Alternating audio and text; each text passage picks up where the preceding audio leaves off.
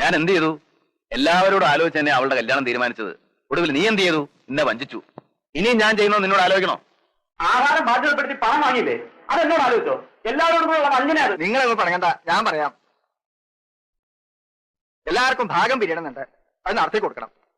ഇനി ആഹാരം ബാധ്യതപ്പെടുത്തിയിട്ടുണ്ടെങ്കിൽ അത് നീ ഏൽക്കുകയും വേണം. അമ്മ എന്ത് പറഞ്ഞു? ഭാഗം നടക്കട്ടെ. എല്ലാരും തല്ലി പിരിയണേലും നല്ലത് അതന്നെയാ. നടക്കട്ടെ. വല്യമ്മാവ തന്നെ ഒന്ന് നടത്തി കൊടുക്കുക. എനിക്കിത് കാണാൻ വയ്യ. നടക്കട്ടെ. പിന്നെ നിങ്ങൾ ആരെയും ഞാൻ ബാധ്യതപ്പെടുത്തിയിട്ടില്ല. ഈ സ്വത്തിൽ എനിക്കും എന്റെ മക്കൾക്കുള്ള അവകാശം സുധയെ കെട്ടാൻ പോകുന്ന രാധാകൃഷ്ണൻ എഴുതി കൊടുത്തു. അല്ലാതെ നിങ്ങളാരെയും ഞാൻ വഞ്ചിച്ചിട്ടില്ല. അത് പറയുമ്പോ ഇവർ എന്നോട് പറഞ്ഞ ചില കാര്യങ്ങൾ കൂടി പറയേണ്ടി വരും. 10-20 കൊല്ലായിട്ട് ഈ സ്വത്ത് മുഴുവൻ നീ തന്നെയല്ലേ നോക്കി നടത്തണേ? അതിന് ആദായം നീ തന്നെയല്ലേ പറ്റണേ? ഒരു കണക്കും ഇതുവരെ ആരും ചോദിച്ചിട്ടില്ലല്ലോ. ആ കണക്ക് എങ്ങനെ വക കൊള്ളിക്കും?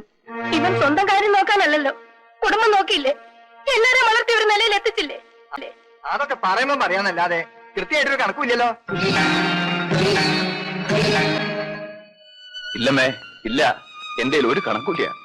എന്റെ അധ്വാനത്തിന് കണക്കില്ല, എന്റെ ജീവിതത്തിന് കണക്കില്ല. എല്ലാം നിങ്ങൾക്ക് ഇഷ്ടം.